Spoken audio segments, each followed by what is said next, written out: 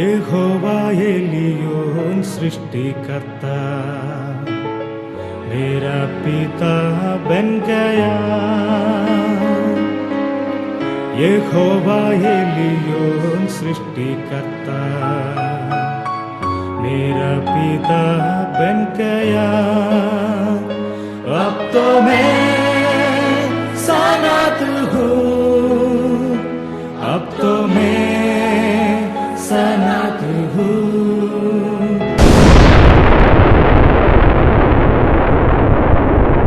मैं आज लोग आत्मा मेरे दिल के अंदर एक अगुवाई दिया पवित्र आत्मा का बारे में कुछ बातों बता के देने की। इसलिए जल्दी अपना ध्यान प्रेरितों का किताब उसका दूसरा अध्याय में लाइए। प्रेरितों दूसरा अध्याय में, प्रेरितों का किताब दूसरा अध्याय है। मसीह मंडली का कलीसिया के इतिहास में सबसे एक विशेष अध्याय है प्रेरितों दूसरा अध्याय। इस अध्याय का विशेषता क्या है? जैसे यीशु ने उसका चेलों को वायदा दिया था, लूका का सुसमाचार में, यूहन्ना का सुसमाचार में वायदा दिया था, वैसे ही वायदा का पवित्र आत्मा उतर आया। अध्याय है प्रेरितों का किताब दूसरा अध्याय। यीशु ने दिया वह सबसे बड़े वायदा है। यीशु जब धरती में से जाने वाला था, उनके चेलों को कहा तुम दुखी ना होना है, तेरा दिल व्याकुल ना होना है। क्यों? क्योंकि मैं जाके दूसरा एक बिचवाई को मैं भेजने वाला है, अर्थात पवित्र आत्मा को मैं भेजने वाला है। उस पवित्र आत्मा सारे सच्चाइयों का रास्ता में तुम्हें चलाने वाला है। ये यीशु का वायदा था। जैसे यीशु का चेलों सुना यीशु जाने वाला है, उनका आखिरी समय में यीशु जैसे बातों उनका चेलों को कह के दिया, बहुत दुखी हो गया, क्योंकि उसका गुरु अभी छोड़ के जाने वाला है। वो जो दुखी हो गया चेलों को यीशु ने क्या कहा मालूम है? तुम दुखी होने का जरूरत नहीं है। क्यों? क्योंकि मैं जाना तेरे लिए अच्छा है। मैं जाके क्या करेगा? पवित्र आत्मा को पिता से मांगकर तुम्हें देने वाला है। यूहन्ना का सुसमाचार 14वां अध्याय में उसका 15वां वचन से, वैसे ही 16वां अध्याय में 4th वर्ड से, इन सारे वचनों में लूका का सुसमाचार का आखिरी अध्याय में पवित्र आत्मा के बारे में यीशु ने दिया वो वायदों में लिखा है। जरा यूहन्ना का सुसमाचार 16वां अध्याय का 5वां वचन जरा पढ़िए। इसलिए तुम्हारा मन शोक से भर गया है। जब यीशु ने कहा मैं जा रहा हूं, अभी तक यीशु साथ में था, यीशु साथ में था, इसलिए कोई भी विषय में चिंता करने का जरूरत नहीं था। खाना के लिए खाना, और क्या ना, अद्भुत के लिए अद्भुत, चंगाई के लिए चंगाई, सब कुछ हो रहा था। पूरा उम्मीद यीशु के ऊपर है। लेकिन यीशु ने अचानक एक दिन बोल रहे मैं जा रहा हूं, तो इनका पूरा क्या ना उम्मीद टूट गया, दुख हो गया। अपना प्रियजन कोई ऐसे कहेगा देखो मैं जा रहा हूं, तो हम भी कितना दुखी होने वाला। और यीशु जैसे अद्भुत करने वाला परमेश्वर साथ में था, अभी तक जब जाएगा इनका मन के अंदर हजारों सवालों आ गया। हम कैसे आगे जिएगा? कौन हमें मदद करेगा? ये चमत्कार पूरा बंद हो जाएगा। हालेलुया। हम सब कुछ छोड़ के यीशु आपको पीछा किया, हम सब कुछ छोड़ के आपको, और अभी आप क्या बोल रहे मैं जा रहा हूं? क्या आपने हमें बीच रास्ता में छोड़ के जा रहे? हम तो घर से निकला, लेकिन जो लक्ष्य में पहुंचा नहीं। तो यीशु ने क्या कहा मालूम है? ये सुन के तुम अभी दुखी है, तेरा मन शोक से भर गया है। 7वां वचन से, तो भी देखो यीशु ने क्या कहा? मैं सच कहता हूं मेरा जाना तुम्हारे लिए अच्छा है। इसे क्यों बोला? मेरा जाना तुम्हारे लिए अच्छा है। इसका मतलब तुम जो सोच रहे अगर मैं जाएगा तो सब कुछ बंद हो जाएगा, नहीं। मैं जाएगा तो कोई भी तरह का आशीष बंद होने वाला नहीं है। तुम अनाथ नहीं होने वाला है। यीशु ने क्या कहा मालूम? मैं तुम्हें कभी अनाथ नहीं छोड़ेगा। हालेलुया। अगर तुम्हें मैं बुलाया, तुम सब कुछ छोड़ के मुझे पीछा किया, हालेलुया, मैं बीच रास्ता में तुम्हें छोड़ के जाने वाला नहीं है। मैं तुम्हें अनाथ नहीं छोड़ेगा। हालेलुया। ये परमेश्वर का, यीशु का बहुत बड़ा वायदो में, मैं तुम्हें अनाथ नहीं छोड़ेगा। हम सन्नाटे मेरा प्यारो, यीशु अपना साथ में है। इसलिए हम उस गाना में गाते हैं, यहोवा एलियोन, सृष्टिकर्ता मेरा पिता बन गया। हालेलुया। अब तो मैं सनाथ हूं। मेरे लिए मुझको एक नाथ है।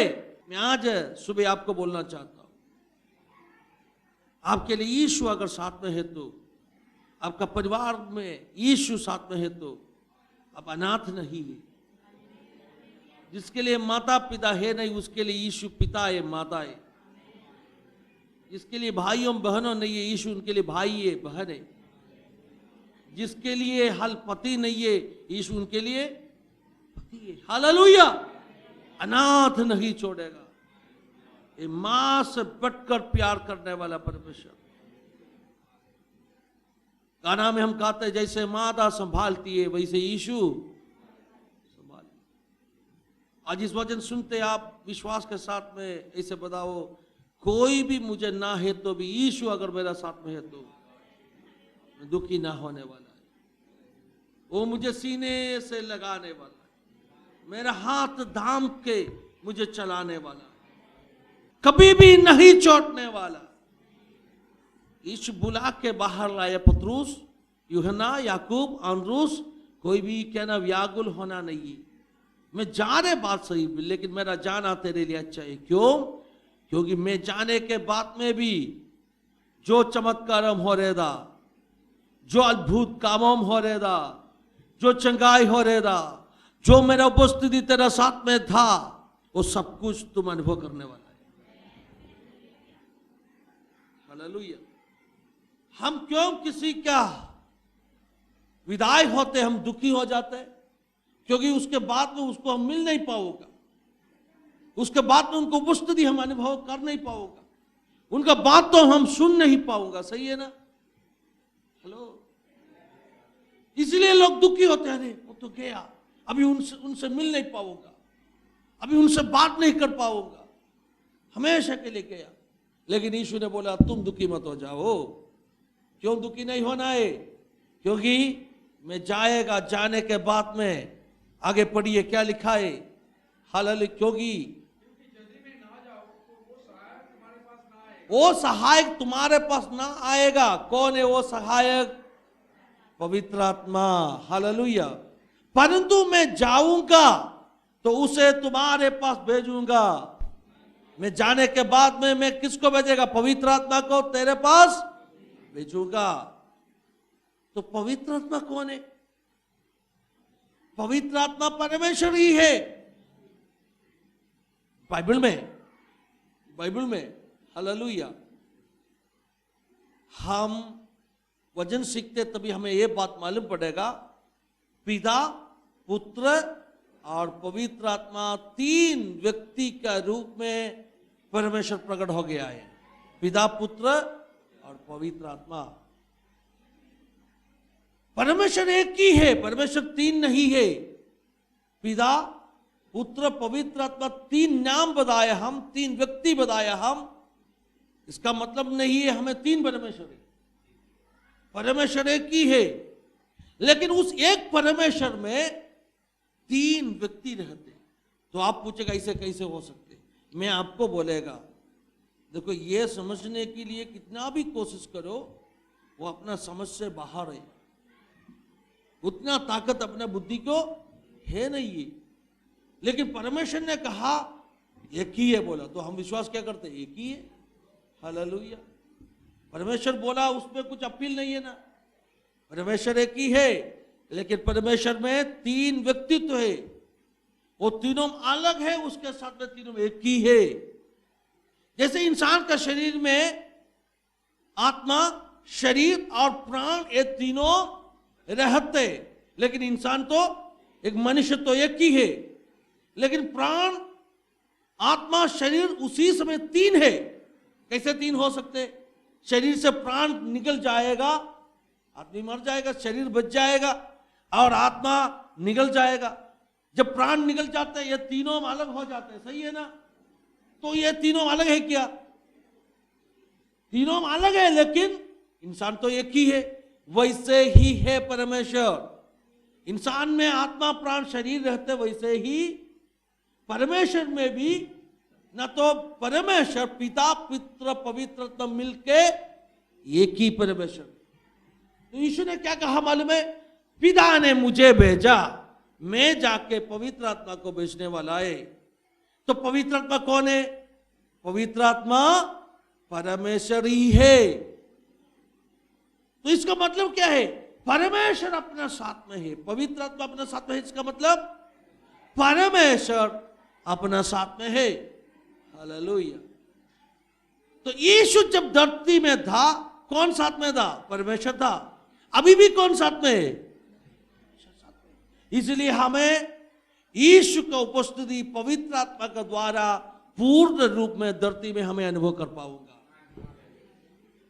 जैसे यीशु साथ में था, जो भी कामों में यीशु करते था, सब कुछ पवित्र आत्मा का द्वारा हम कर पाऊंगा, अनुभव कर पाऊंगा, उपस्थिति अनुभव कर पाऊंगा। आशीषों, चंगाई, छुटकारा, जो भी यीशु ने करते था, सब कुछ हम पवित्र आत्मा का द्वारा धरती में अनुभव कर पाऊंगा। इसलिए यीशु ने बोला, मैं जाएगा तो भी तुम दुखी मत हो जाओ, क्योंकि मैं तुम्हें अनाथ छोड़ने वाला नहीं है। पवित्र आत्मा तेरे साथ में रहेगा। मेरा जगह में पवित्र आत्मा, परमेश्वर ही तेरा साथ में रहेगा। हालेलुया।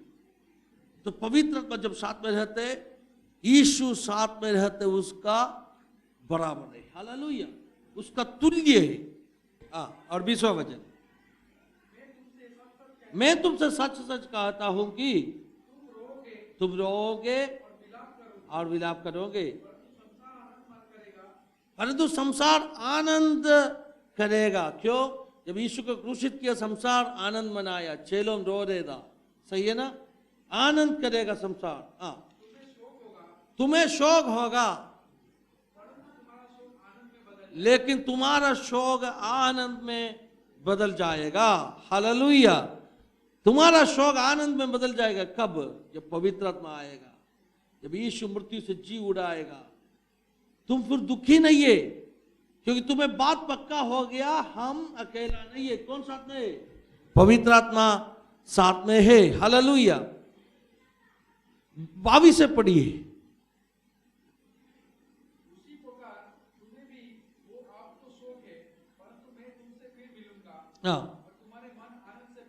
आमेन। हालेलुया। तुम्हारा आनंद कोई तुमसे छीन नहीं पाऊंगा। और यीशु ने क्या कह के दिया मालूम है? यीशु ने कहा, जब पवित्र आत्मा तुम में आएगा, दुनिया, संसार उसको देखने वाला नहीं है। संसार को मालूम भी नहीं है पवित्र आत्मा तेरा साथ में है, उनको देख नहीं पाऊंगा, लेकिन तुम उनको अनुभव कर पाऊंगा।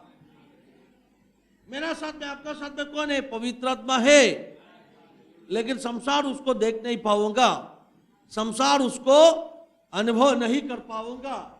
हालेलुया। लेकिन हमें पक्का है, कौन साथ में है? पवित्र आत्मा साथ में है। मैं बोल के देना चाहता हूं, एक परमेश्वर का बच्चा को प्रभु ने दिया हुआ सबसे बड़ा एक हक, एक आशीष पवित्र आत्मा है। हालेलुया।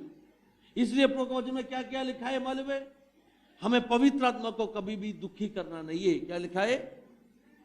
पवित्र आत्मा को शोकित नहीं करना है, दुखी करना नहीं है। क्यों दुखी करना नहीं है? क्योंकि उस पवित्र आत्मा का द्वारा अपना उद्धार को क्या किया है? मोहरबंद किया है। आमीन। उस पवित्र आत्मा के द्वारा पवित्र आत्मा दुखी हो जाएगा तो, पवित्र आत्मा को बार बार दुखी करेगा तो पवित्र आत्मा हमें छोड़ के चला जाएगा। अगर पवित्र आत्मा हमें छोड़ के चला गया फिर हमें एक शुद्ध विवेक मिलने वाला नहीं है। पाप का बारे में, धार्मिकता का बारे में, न्याय का बारे में फिर अपने दिल के अंदर एक विचार मिलने वाला नहीं है। इसलिए पवित्र आत्मा को दुखी करके उसको हमसे दूर कभी करना नहीं है। पवित्र आत्मा कब दुखी हो जाएगा? जब एक परमेश्वर का बच्चा बार बार पाप करके जीते। पवित्र आत्मा काफी बार उसको क्या किया? चेतावनी दिया, उसको याद दिलाया, उनसे बात किया, फिर भी वही पाप करके करके जी रहे, तो क्या होने वाला है? पवित्र आत्मा उनसे दूर चला जाने वाला है। इसलिए कभी भी पवित्र आत्मा को हमें दुखी करना नहीं है। पवित्र आत्मा को अपने साथ में रखना है। हालेलुया। पाप से दूर होकर जियो, पवित्र जिंदगी बिताओ, पवित्र आत्मा साथ में रहेगा। और मैं बोल कर देना चाहता हूं, सिर्फ उतना नहीं है, मसीह जिंदगी का बल पवित्र आत्मा है। पापों के ऊपर जीत पाने के लिए, आत्मिक लड़ाई में जीत पाने के लिए एक परमेश्वर का बच्चा को पवित्र आत्मा का जरूरत है। हालेलुया। इसलिए यीशु ने लूका का सुसमाचार आखिरी अध्याय में उनको चेलों को क्या कहा मालूम है? तुम्हें शक्ति पाना है, तुम्हें पवित्र आत्मा पाना है। इसलिए प्रेरितों की किताब पहले अध्याय का 8वां अध्याय में यीशु ने उनके चेलों को क्या कहा मालूम है? तुम्हें शक्ति पाना है। क्या पाना है?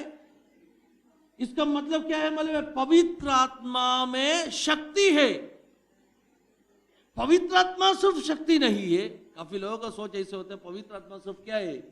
एक शक्ति नहीं। पवित्र आत्मा तत्व में जो तीसरा व्यक्ति परमेश्वर ही है। आपका द्वारा चंगाई होने के लिए, आपका द्वारा सेवकाई होने के लिए दे रहे हो एक शक्ति। ऐसे मत सोचो, पवित्र आत्मा पूर्ण रूप में परमेश्वर ही है। तो पवित्र आत्मा सिर्फ शक्ति नहीं है, लेकिन परमेश्वर जब आपका साथ में रहेगा आपको शक्ति मिलने वाला है। परमेश्वर का शक्ति। काफी लोगों का सोच पवित्र आत्मा सिर्फ एक शक्ति है, ऐसे नहीं। पवित्र आत्मा पूर्ण रूप में कौन? एक व्यक्ति, एक पर्सन। कौन है? पर्सन। पर्सन का मतलब क्या है? एक व्यक्ति। आपके अंदर पवित्र आत्मा है, इसका मतलब परमेश्वर आपका साथ में है, व्यक्ति के रूप में। शक्ति नहीं है, सिर्फ व्यक्ति के रूप में। धन्यवाद यीशु। यीशु ने कहा तुम शक्ति पाओगे और यरूशलेम में, यहूदिया में, शमरिया में और पृथ्वी के आखिरी छोर तक मेरा साक्षी, मेरा गवाही बनेगा। तो मैं बोलना चाहता, गवाही बनने के लिए भी क्या चाहिए? पवित्र आत्मा चाहिए। हमें सेवकाई करना चाहते, हमें दूसरों से यीशु के बारे में बोल के देना चाहते, लेकिन उसके लिए क्या चाहिए? पवित्र आत्मा का सामर्थ, अभिषेक चाहिए। हालेलुया। यीशु ने कहा देखो, वो शक्ति पाने के लिए तुम्हें क्या करना पड़ेगा? इंतजार करना पड़ेगा। यीशु का ग्रहण किया, स्वीकार किया, विश्वासी बन गया, बपतिस्मा मिला, इसका मतलब है नहीं आप पवित्र आत्मा का भरपूरी भी ऐसे ही मिला। कैसे आप विश्वास के साथ में बपतिस्मा पाया, वैसे ही पवित्र आत्मा का भी एक बपतिस्मा है। उस बपतिस्मा को आप विश्वास के साथ में इंतजार करके क्या करना पड़ेगा? प्राप्त करना पड़ेगा। इसलिए प्रेरितों का किताब 19वां अध्याय में उधर एक छोटा झुंड विश्वासियों को देखा, एक नया कलीसिया, एक नया सभा, लगभग 12 लोग था उस कलीसिया में। पौलुस बहुत खुश हो गया, आनंदित हो गया। इतना अंदर अंदर का जगह में एक कलीसिया। पौलुस को आश्चर्य लगा, कौन इतना मतलब एकदम क्या बोलते हैं, हालेलुया, अंदर का जगह में जाके सेवकाई किया है। और पौलुस उनसे क्या पूछा मालूम है? क्या तुम विश्वास करके पवित्र आत्मा को पाया क्या? इसका मतलब क्या है मालूम है? इसका मतलब उद्धार पाने के बाद में, बपतिस्मा लेने के बाद में एक सेकंड एक्सपीरियंस है पवित्र आत्मा पाना। अपना पवित्र आत्मा मिलेगा नहीं, विश्वास करके हमें पाना पड़ेगा। हमें स्वीकार करना पड़ेगा। मैं बोलना चाहता हूं, आप भी बपतिस्मा लिया हुआ लोग है, उसके बाद में बात खत्म हुआ नहीं, अगले स्टेप पे क्या करना है आपको? पवित्र आत्मा का भरपूरी पाना। अलग अलग रीति में लोग बुलाते, पवित्र आत्मा का भरपूरी बुलाते, पवित्र आत्मा का बपतिस्मा बुलाते, अग्नि का बपतिस्मा बुलाते, कुछ लोग अभिषेक कहते, कुछ भी हो, जो भी भाषा आप इस्तेमाल करो, कोई भी तरह का शब्दों में आप इस्तेमाल करो, उसमें कुछ टेक्निकल विषय नहीं है। आपको इतना समझना है, मुझे क्या चाहिए? पवित्र आत्मा का एक शक्ति, एक भरपूरी मुझे चाहिए। वो अपने आप मिलने वाला नहीं है, क्या करना पड़ेगा? उसके लिए इंतजार करके प्राप्त करना पड़ेगा। पौलुस क्या किया? उनका सिर पे हाथ रखा, प्रार्थना किया। वचन में लिखा है तभी पवित्र आत्मा उन पर उतर आया। इसका मतलब बाद में पाने वाला एक अनुभव है पवित्र आत्मा का भरपूरी। तो कलीसिया में जितना लोग है सभी लोग प्रार्थना करना चाहिए, विशेष करके जो बपतिस्मा लिया वो लोग प्रार्थना करना चाहिए, प्रभु मुझे पवित्र आत्मा का भरपूरी चाहिए। बपतिस्मा ले लो। वचन में लिखा है उसके बाद में क्या करना है? पवित्र आत्मा का भरपूरी के लिए प्रार्थना करना है। ऐसे प्रार्थना करो, प्रभु जी आपका अभिषेक से मुझे भर दो। मैं अन्य भाषा का साथ में आराधना करना चाहता हूं। प्रेरितों का किताब 2 अध्याय मैंने कहा, वैसे यीशु का चेलों इंतजार करके प्रार्थना किया। पवित्र आत्मा का शक्ति बहुत सामर्थ्य के साथ में उनको ऊपर उतर आया।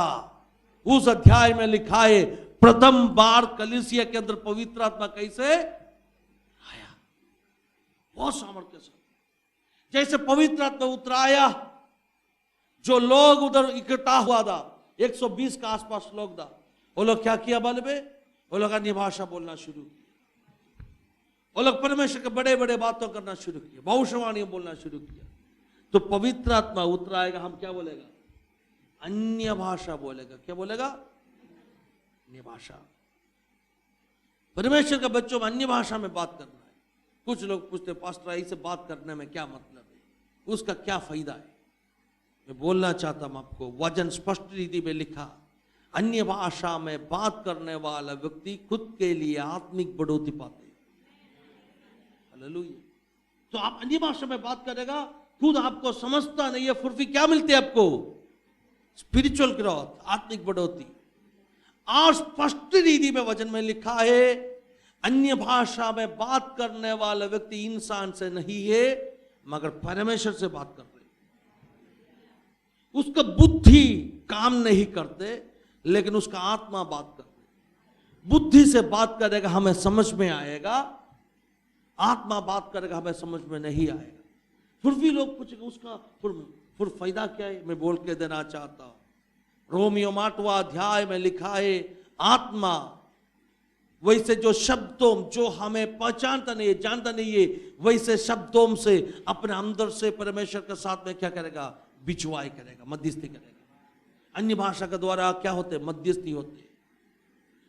परमेश्वर की इच्छा के अनुसार प्रार्थना करने के लिए हमें जानता नहीं है, लेकिन आत्मा क्या करेगा? आत्मा परमेश्वर की इच्छा के अनुसार अपने अंदर बैठ के क्या करेगा? अपने लिए मध्यस्थी करके प्रार्थना। तो अन्य भाषा में जो प्रार्थना है बहुत पावरफुल है, आत्मिक बढ़ोतरी मिलेगा। इंसान से नहीं है, परमेश्वर से बात कर रहे, बुद्धि से नहीं है, आत्मा से बात कर रहे। आत्मा अपने अंदर बैठ के परमेश्वर की इच्छा के अनुसार अन्य भाषा में क्या करेगा? मध्यस्थी। स्पष्ट रीति में कुरिन्थियों का किताब पहले कुरिन्थियों 14 अध्याय में लिखा है, ये इंसान का भाषा नहीं है, फिर कौन सा भाषा है? स्वर्ग का भाषा। कुछ लोग कहते देखो धरती का सभी भाषा एक जानते लोग समझते, लेकिन आप लोग अन्य भाषा क्यों नहीं समझते? क्योंकि वो धरती का भाषा नहीं है, फिर कौन सा भाषा है? और वचन में लिखा है दूधों का भी भाषा होता, सिर्फ इंसान का भाषा नहीं। धरती में जो बोलता नहीं है वैसा भाषा कहां होते? स्वर्ग में होते। वो स्वर्ग का भाषा है, हेवनली लैंग्वेज, स्वर्ग का भाषा। हालेलुया। जो भाषा दिया परमेश्वर समझते उस भाषा को, उस भाषा को परमेश्वर समझते। और स्पष्ट रीति में लिखा, यह भाषा दूसरों को जल्दी समझ में, वो समझने के लिए उस भाषा इंटरप्रेट करना पड़ेगा। क्या करना पड़ेगा? इंटरप्रेट। तो वचन में क्या लिखा है बल्बे? अन्य भाषा जब बोलेगा, इंटरप्रेट करने के लिए कोई नहीं है तो क्या होता है? वो अन्य भाषा किसी को समझ में, तो कुछ लोग बोलते हैं फिर ऐसे वचन में लिखा है इंटरप्रेट करने के लिए कोई नहीं है तो फिर क्या अन्य भाषा बोलने वाला ज्यादा बोलना नहीं है। फिर आप लोग क्यों बोल रहे हैं? मैं आपको एक्सप्लेन करके दे देता। वचन में क्या लिखा है मालूम है? अन्य भाषा बोलने वाला अन्य भाषा बोलना है, इंटरप्रेट करने के लिए कोई नहीं है तो फिर चुप। भी कभी पता मिलेगा इंटरप्रेट करने के लिए कोई नहीं है? 4-5 मिनट बोलने के बाद में पता मिलेगा। सही है ना? हम कोई भी कलीसिया में 5-6 मिनट से ज्यादा कौन अन्य भाषा बोलते हैं क्या? अपना मीटिंग में 4-5 मिनट अन्य भाषा बोलेगा, उसके बाद में कोई इंटरप्रेट किया नहीं, बंद करेगा। और ये भी लिखा है कोई एक कलीसिया में कुछ लोग आधा घंटा अन्य भाषा बोले, तो देखो इंटरप्रेट करने के लिए नहीं है तो हम कुछ बोलने का जरूरत नहीं है। फिर भी एक कलीसिया में लंबा अन्य भाषा बोल रहे, तो वो कौन सा वजन का हिसाब? उसी अध्याय में पौलुस क्या बोला मालूम है? अगर कोई ऐसे बोलेगा तो उसको रोकना नहीं है। लो, अगर कोई ऐसे बोलेगा तो उसको क्या करना नहीं है? क्यों? वो परमेश्वर से बात कर रहे, मैं कौन है उनको रोकने के लिए? मैं कानून देखेगा तो, व्यवस्था नियम देखेगा तो, डिसिप्लिन देखेगा तो क्या है, लेकिन एक व्यक्ति अन्य भाषा में ही बात करके बैठ रहे, रोकना नहीं है उसको, मना करना नहीं है करके क्लियरली। इसलिए कलीसिया में एक व्यक्ति आधा घंटा 1 घंटा अन्य भाषा बोला, वो परमेश्वर का आत्मा का काम है, प्रभु उनका दुआ दिया ऐसे बोलने के लिए। कभी कभी कलीसिया के अंदर ऐसे होता है। ये अन्य भाषा सिर्फ बात करने का, परमेश्वर से बात करने के कार्य नहीं है, एक आत्मिक युद्ध का भाषा भी है। कभी कभी शैतानी सामर्थ्यों के विरुद्ध में लड़ाई होएगा, लोग क्या करेगा? अन्य भाषा में लड़ेगा। दुनिया का लोग ये बात समझ में आएगा नहीं, जो अन्य भाषा पाया नहीं वैसे लोग ये बात समझ में आएगा नहीं। क्यों आएगा नहीं? ये बात समझ में आएगा नहीं करके यीशु स्पष्ट रीति में बताया। यीशु ने बोला देखो दुनिया उनको देखने वाला नहीं है, लेकिन आप उनको देखेगा अनुभव। इसलिए बाहर का लोग है ना, ये देखे क्या करेगा? टटा करेगा। वो बोलेगा देखो पागल जैसे चिल्ला रहे, क्या बोल रहे हैं लोग, तालियां बजा रहे, अन्य भाषा बोल रहे, इसमें क्या मतलब है? क्यों? क्योंकि जो अनुभव नहीं करेगा उनको इसका मतलब मालूम नहीं, लेकिन अनुभव करने वालों को कुछ दुख नहीं है। इसके बाद जिसको मालूम है वो हकीकत में क्या कर रहे हैं? एंजॉय कर रहे हैं। हालेलुया। पवित्र आत्मा का भरपूरी उस उपस्थिति में वो आनंदित है। फिलिप्पियों का किताब में क्लियरली स्पष्ट रीति में पौलुस ने लिखा, एक कलीसिया में जो अन्य भाषा बोल के बैठेगा, बाहर का लोग आके देखेगा तो उनको लगेगा तुम पागल। वही हो रहे आज का जमाने में, लोग बोल रहे ये लोग पागल है। इसलिए आप दुखी मत हो जाओ, वो लोग मुझे पागल बुलाया। अरे क्यों पागल बुलाया? क्योंकि उनको समझ में आया नहीं, उनको समझ में नहीं आएगा और तुम्हें पागल बुलाएगा करके इस वचन में हाय। हालेलुया। अरे वो लोग मजाक कर रहे, बोलना नहीं है। आप मत सोचो ये पागलपन है, ये हकीकत, ये सच, ये सत्य का मार्ग उनको समझ में आएगा, क्योंकि वो अनुभव किया नहीं। एक बात मैं कलीसिया का बोलकर देना चाहता हूं, मैं आपको प्रोत्साहन करना चाहता हूं। मैं अन्य भाषा में लोग आराधना करने में बहुत क्या ना आनंदित होने वाले, कितने आप तालियां बजाकर नाच के खुद के आराधना करो। I love to see that. I love to see that. माया और बेदी